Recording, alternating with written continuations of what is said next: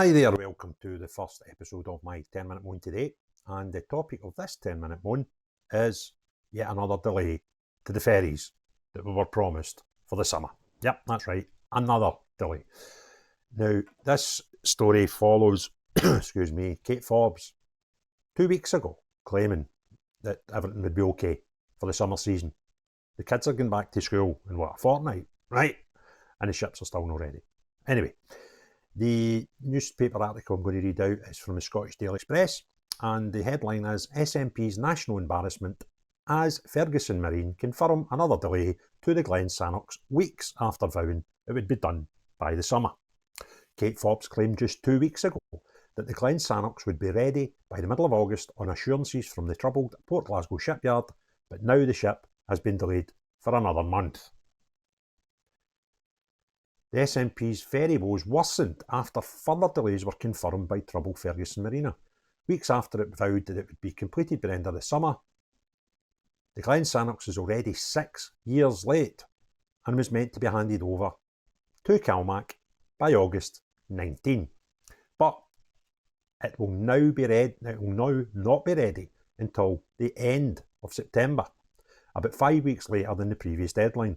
The shocking news comes just a couple of weeks since Kate Forbes visited the Port Glasgow shipyard to alleviate concerns about its future after it was snubbed for a Scottish Government contract to build 7 new small vessels.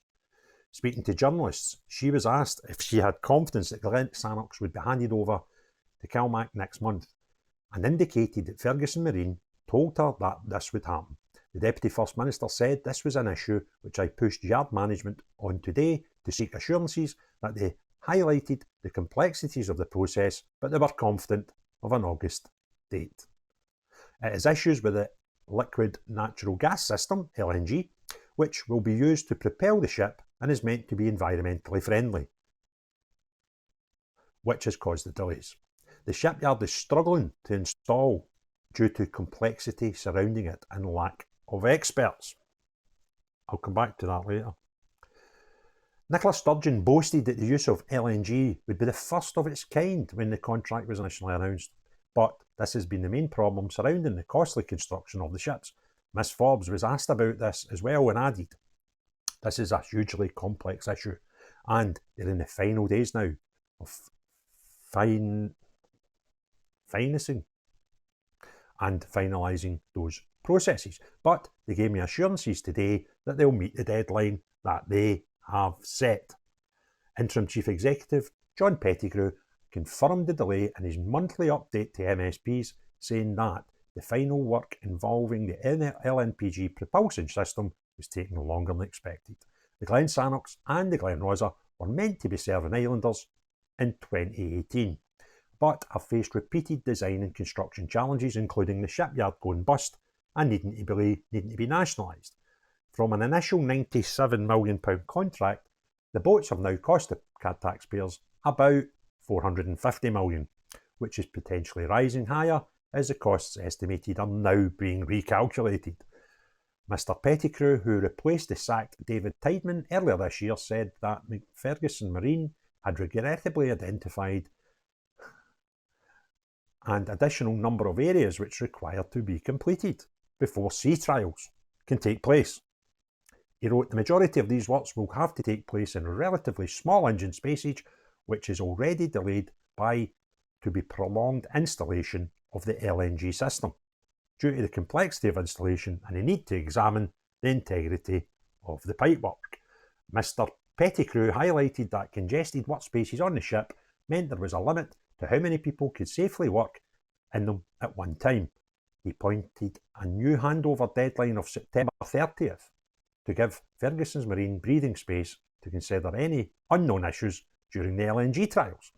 It means that the boat is unlikely to serve customers this year, as it still needs to undertake months of sea trials before being utilised by CalMac. The LNG installation has been pointed out as the most difficult part of this process, with Mr Tideman describing the design challenges as more complex than for a Royal Navy warship. Then we have some people having a go from other parties, which is understandable, but I'll not bore you with that. Deputy First Minister, however, Kate Forbes said news of further delays to hand over the Glen Sannox is deeply disappointing. We are working closely with Ferguson Marine to ensure the company is doing all it can to complete the handover as quickly as possible and hopefully sooner than September 30.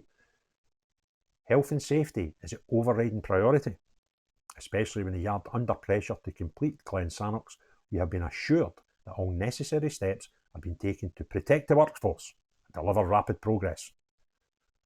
We've never brought this up before, but now we're suddenly, well, no matter if it's late, because we were looking after health and safety. The things are 6 years late. Now, something that they've not picked up on, and I specifically remember this from Kate Forbes last time she updated the nation in this disaster of the ferry.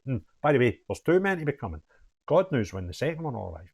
But she specifically said that this boat will see and serve the people during the summer season. Her words, not mine. Google it, it's there, right? But the other thing is, they've done this massive sort of showing boating about having this special fuel. It's a dual fuel boat. But, now I don't know why. I can only tell you that it's a thing. But the boat cannot use this secondary fuel when it's leaving the docks. And it has to get about a mile or 2 away from the docks before they can switch to the other engine. And then it's got to turn off before it reaches its destination and run on diesel again. And there's also issues with getting the actual fuel onto the ship in the first place, because there is no tanker space for it in any port in Scotland. So they would need to meet a road tanker at the specific time it arrives and take the fuel off it, fill up the boat, and then go. Right? That's quite a lot of logistics that you need to get in place at the right time. And the only place this LNG comes in, I think, is Bristol, somewhere down there. So it's got to be travelled by road every time. Now, we're not taking a full container up. It's just like whatever you can get in one single road tanker. So how often it needs refuelled, I don't know. But speaking to people who know a lot more about it than me, people that work on boats, tell me that the chances of ever using this fuel system is probably near zero. Why would you? So we're going to all this bother, we've got this delay, we've got this extra expense for a thing that's just a vanity project. Because it's just, we've got dual fuel. That's right. But if you don't use it, all you're actually doing is costing yourself more diesel, because the thing will be heavier. And just like cars, the heavier the car, the more fuel it needs, same as a boat, right? So you get this big engine and all this stuff, all this auxiliary stuff that you need for an engine, and extra weight that you'll probably never use. So if you just stick to using the diesel engine like a normal boat, then you'll be less fuel efficient, and ergo you will use more fuel. So this whole thing is just an absolutely atrocious bit of virtue signal. Look at us, we've got a green boat. No, you've not. You've got the most expensive ferry in the history of ferries, probably the only one in the world that will be over budget by possibly tenfold by the time you're finished with it, for a thing that you'll just never use. And I'd love at the end of all this to have some sort of independent inquiry that factors in every single thing that's associated with these kiddie-on engines, right? Kiddie-on second fuel thing. And you probably find that the majority of the additional over and above the original almost £100 million budget and the time has been caused by this idiotic desire to tick a green box that will be nothing other than showboating. Because reality is, it'll be any greener. And if anything, it'll be less green because you'll rely on the diesel, but you'll need more of it because you've got all these extra things in the boat for an engine you'll never use. So there we go, SNP doing what SNP do and making an absolute clown of it again. So if you enjoyed the video, give it a thumbs up. If you've not already done so, please hit the subscribe button. And unless you're SNP or any of the ever decreasing number of cult members that they've got, see everyone else, have a great day. Cheery bye now.